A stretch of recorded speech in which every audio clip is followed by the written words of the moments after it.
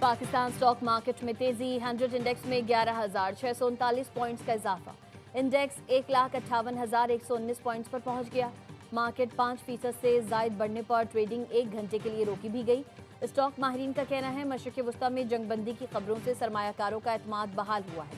बैनुल-अक़वामी मंडी में खाम तेल की कीमत में 21% कमी, खाम तेल $119 से कम होकर $90 फी बैरल पर आ गया।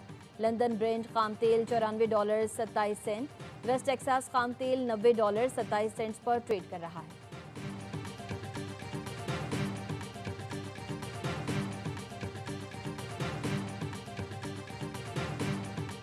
आइंदा 2 माह के लिए सरकारी महकमों की गाड़ियों को मिलने वाले तेल में 50% फिल फॉर कटौती की जा रही है। तमाम सरकारी महकमों की 60% गाड़ियों को बंद किया जा रहा है। काबीना के अरकान, वज़रा, मशीरान और मावनीन खसूसी तनख्वाह नहीं लेंगे। तवानाई बचत के लिए हुकूमत के बड़े फैसले। वज़ीर मुशीर 2 महीने की तनख्वाह नहीं लेंगे। 2 महीने के लिए सरकारी गाड़ियों को फ्यूल में 50% कटौती, 60% गाड़ियों को बंद किया जा रहा है। वज़ीर आज़म का कौम से खिताब में ऐलान, कहा अरकान पार्लियामेंट की तनख्वाहों में 25% कटौती, 3 लाख से ज़ायद तनख्वाह वाले सरकारी मुलाजमीन की 2 दिन की तनख्वाह कटेगी। बैरून मुल्क दौरों पर मुकम्मल पाबंदी आयद कर दी गई। सरकारी महकमों में गाड़ियाँ, फर्नीचर, एयर कंडीशनर और दीगर अशिया की खरीदारी बंद। सरकारी अशाइयों और इफ्तार पार्टियों पर मुकम्मल पाबंदी। हुकूमत का ऑनलाइन वर्किंग को तरजीह देने का फैसला। हफ्ते में 4 दिन दफातर खुलेंगे। स्कूल्स में 2 हफ्ते की छुट्टियां, ऑनलाइन क्लासेस होंगी। ईंधन की बचत के लिए पंजाब और बलूचिस्तान में तालीमी इदारे बंद। सिंध में तालीमी इदारे कब तक बंद रखें, फैसले के लिए सूबाई काबीना का अहम इजलास आज होगा।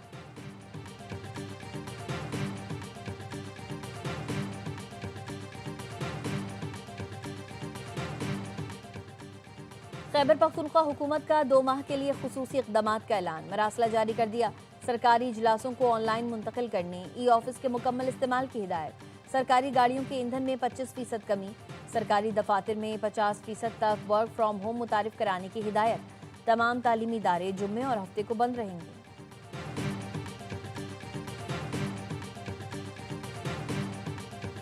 पाकिस्तान और IMF के दरमियान वर्चुअल मुज़ाकरात। मशरिक़ वस्ता की कशीदा सूरत हाल पर खुसूसी सेशन। माशी सरगर्मियाँ महदूद करने से टैक्स आमदन हदफ में मुश्किलात पर ब्रीफिंग। बताया पाकिस्तान की टैक्स आमदन मुतासर होने का खदशा। दबाव के बावजूद हुकूमत माशी तरक्की के हदफ के करीब पहुँचने के लिए पुरअज़्म है। माशी तरक्की की शरह 4.2 के बजाय 4% के करीब रहने का इम्कान। अफरात ज़र की शरह मुकर्ररा हदफ से ज़ायद रहने का खदशा है।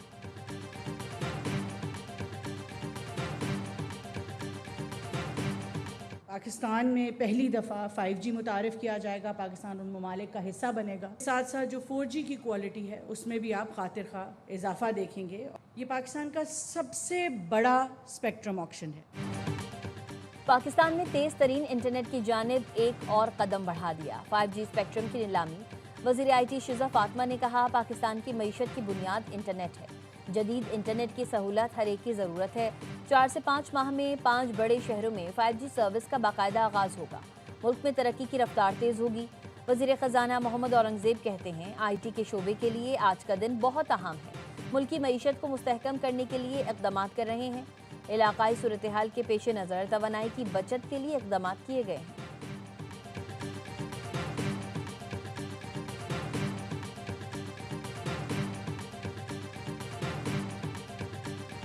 On Iran, you called it an excursion. You said it would be over soon. Are you thinking this week it will be over? No, Are you talking but soon. about days? I think soon. Okay, and with respect Very soon. Look, everything they have is gone, including their leadership.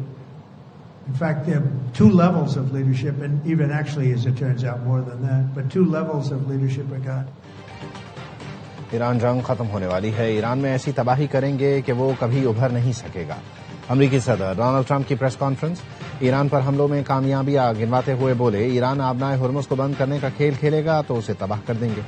Mushtaba खामनाई को Iran का नया supreme leader मुंतखब करने से मायूस हुआ। क्या इसी हफ्ते ईरान जंग खत्म हो सकती है? इस सवाल के जवाब पर कहा इस हफ्ते नहीं, लेकिन ईरान जंग जल्द खत्म होने वाली है।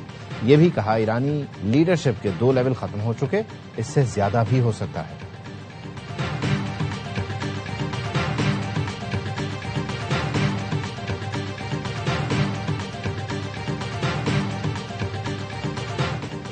جنگ کے خاتمے کا تعین ایران کرے گا۔ صدر ٹرمپ کے جنگ کے خاتمے سے متعلق بیان پر پاسداران انقلاب کا رد عمل، کہا خطے میں تمام امریکی فوجی ڈھانچے کو تباہ کر دیا گیا، امریکہ اور اسرائیل کے خلاف جنگ جاری رکھیں گے۔ پاسداران انقلاب آپریشن وعدہ صادق چہارم کی 33ویں لہر لبیک یا خامنائی کا آغاز کر دیا۔ ترجمان پاسداران کے مطابق تل ابیب کو 1 ٹن وار ہیڈ والے خیبر شکن میزائلوں سے نشانہ بنایا۔ آپریشن کے تسلسل میں امریکی بحریہ کے 5ویں اڈے کو نشانہ بنایا گیا۔ تمام خیبر شکن میزائلوں نے مقررہ اہداف کو کامیابی سے نشانہ بنایا۔ اسرائیلی حکام نے 2 شہریوں کی ہلاکت اور متعدد کے زخمی ہونے کی تصدیق کر دی۔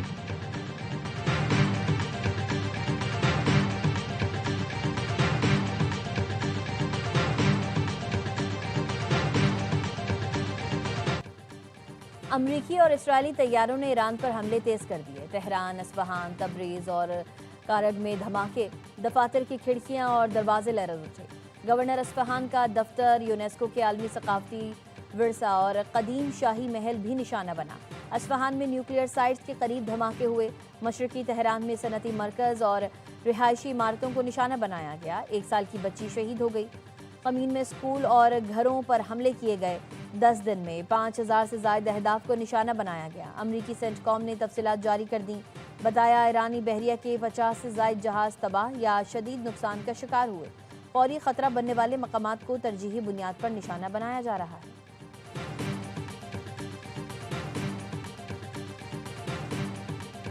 ایران نے اسرائیل کے مختلف شہروں پر میزائل داغ دیے۔ تل ابیب اور مقبوضہ بیت المقدس میں سائرن بج اٹھے۔ اسرائیلی فورسز کا کہنا ہے متعدد میزائل روک دیے گئے۔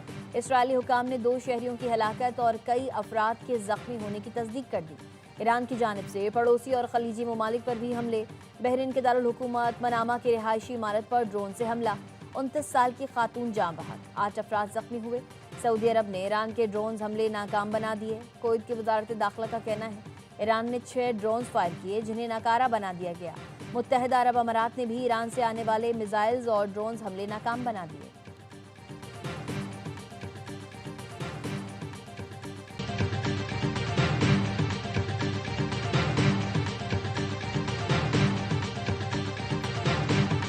لبنان میں 11ویں دن بھی اسرائیل کے حملے جاری۔ 83 بچوں سمیت 400 سے زائد افراد شہید ہو چکے۔ یونیسیف کا کہنا ہے لبنان پر اسرائیلی حملوں میں یومیہ 10 بچے جان سے جا رہے ہیں۔ ہر دن 26 بچے زخمی ہوتے ہیں۔ تازہ حملوں میں جنوبی لبنان میں 2 امدادی کارکن شہید اور 6 زخمی ہوئے۔ لبنانی وزارت صحت کا کہنا ہے ایمبولینس ٹیموں کو دانستہ طور پر نشانہ بنایا گیا جو متاثرہ علاقوں میں طبی امداد فراہم کر رہی تھی۔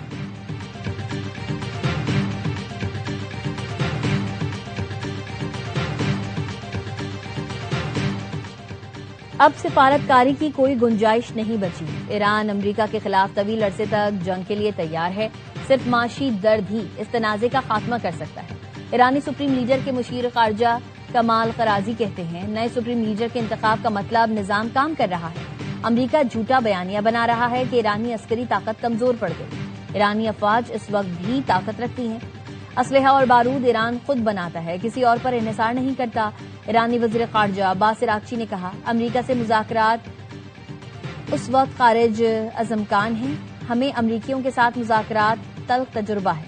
ہم پر جنگ مسلط کی گئی ہے۔ ہم جو کچھ کر رہے ہیں وہ خالصتاً اپنا دفاع ہے۔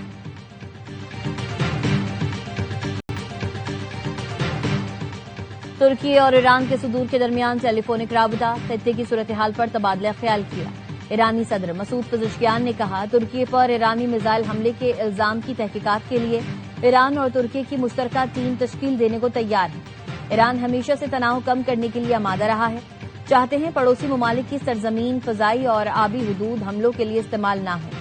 ترک صدر رجب طیب اردوان بولے ترکی خطے میں تناؤ کم کرنے کے لیے کردار ادا کرتا رہے گا۔ ایران کے اندرونی معاملات میں مداخلت ناقابل قبول ہے۔ ہم کبھی ایران کے مد مقابل نہیں آئیں گے۔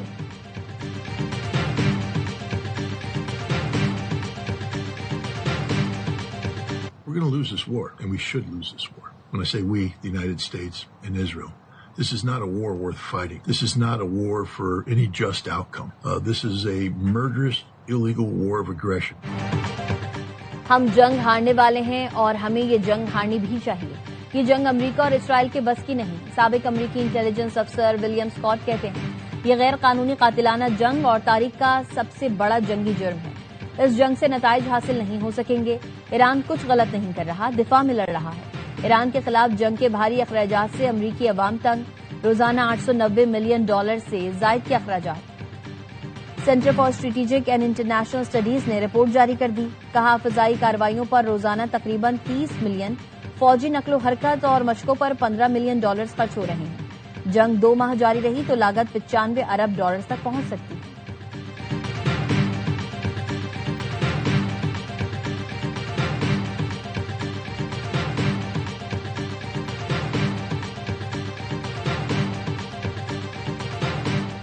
بحرین میں اسرائیل کے لیے جاسوسی کرنے والا بھارتی انجینئر گرفتار۔ بحرینی حکام کے مطابق بھارتی ٹیلی کمیونیکیشن انجینئر نتن موہن نے بحرین کے اہم اور اسٹریٹجک مقامات کی جیو اسپیشل معلومات، تصاویر اور ویڈیو ریکارڈنگ خفیہ طور پر اسرائیلی خفیہ ایجنسی موساد کو فراہم کی۔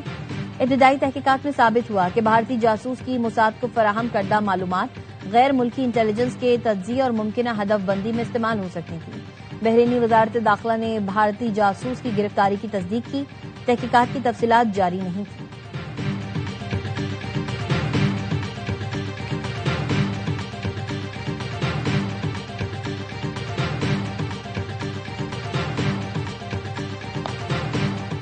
الیکشن کمیشن میں اسلام آباد میں بلدیاتی انتخابات میں تاخیر سے متعلق سماعت۔ چیف الیکشن کمشنر نے کہا اسلام آباد اور پنجاب میں بلدیاتی الیکشن کے لیے سنجیدہ ہیں، مزید تاخیر نہیں ہوگی۔ وزیر داخلہ محسن نقوی طبیعت ناسازی کے باعث پیش نہیں ہوئے، سیکریٹری داخلہ نے آگاہ کیا۔ چیف الیکشن کمشنر نے وزیر داخلہ کو آج حاضری سے استثنا دے دیا۔ الیکشن کمیشن حکام کا کہنا تھا یونین کونسل کا نوٹیفیکیشن درست نہیں ہے، ہمیں ٹاؤن اور نمبر یونین کونسل درکار تھی، یو سی کے نام نہیں مانگے تھے۔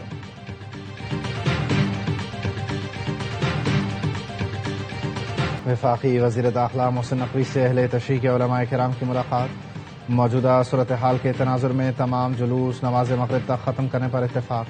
محسن نقوی کا کہنا تھا عزاداروں کی حفاظت اور سہولت کے لیے ہر ممکن اقدام کیا جائے گا۔ موجودہ صورتحال میں علماء کرام کو بھائی چارے اور اتحاد کو فروغ دینا چاہیے۔ علماء کرام کا کہنا تھا دشمن کی سازش کو اتفاق کی قوت سے ناکام بنائیں گے۔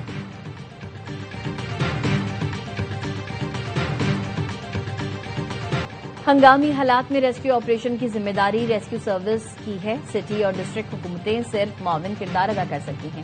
ایڈوکیٹ جنرل نے سانحہ گل پلازا کی تحقیقات کرنے والے جوڈیشل کمیشن میں قانونی رائے دے دی، کہا سندھ ریسکیو سروس کے ڈائریکٹر جنرل کا تقرر حکومت سندھ کرتی ہے، سروس کی نگرانی پالیسی سازی سندھ ایمرجنسی کونسل کے ذریعے کی جاتی ہے۔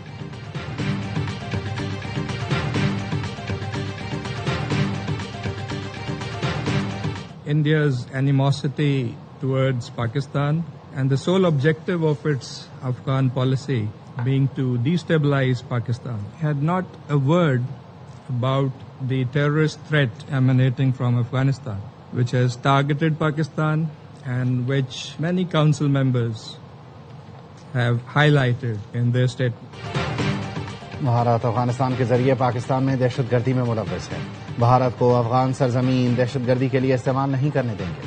پاکستان کے مستقل مندوب عاصم افتخار کا سلامتی کونسل سے خطاب، کہا بھارت نے ہمیشہ خطے میں تقریب کار کا کردار ادا کیا، بھارت پانی کو ہتھیار کے طور پر استعمال کر رہا ہے۔ بھارت کی افغان پالیسی کا مرکزی نقطہ پاکستان میں عدم استحکام ہے۔ بھارتی نمائندے نے افغانستان میں جانی اور مالی نقصانات پر تقریر کی، لیکن افغان سرزمین سے ہونے والی دہشت گردی پر ایک لفظ تک نہ کہا۔ افغانستان میں T T P, B L A اور دیگر دہشت گرد تنظیموں کی پناہ گاہیں ہیں۔ ہمسائے کی حیثیت سے پاکستان نے طالبان سے مذاکرات جاری رکھے۔ طویل صبر کے بعد پاکستان نے 21 فروری کو ٹارگیٹڈ جوابی کارروائی کی، انٹیلیجنس بنیاد پر 7 دہشت گرد کیمپوں کو نشانہ بنایا۔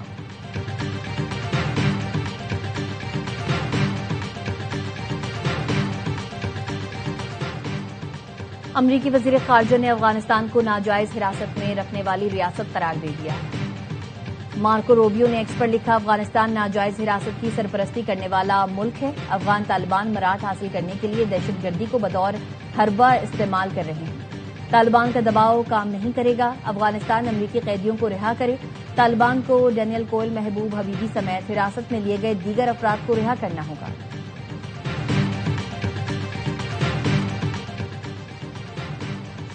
کراچی پولیس کا منشیات فروش کانسٹیبل انعام اللہ ملی سے گرفتار، 1 کلو 250 گرام چرس برآمد، تھانہ شاہ لطیف پولیس نے کارروائی کی۔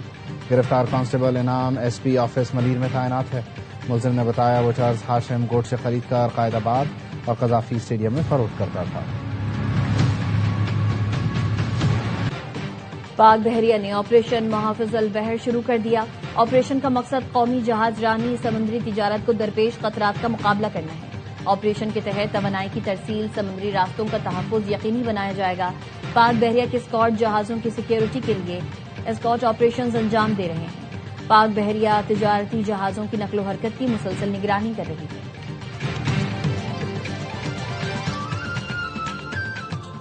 اور ملک بھر کے لاکھوں مسلمان آج سے اعتکاف کریں گے. تاخراتوں میں شب قدر تلاش کریں گے. مساجد اور گھروں میں تیاریاں جاری ہیں.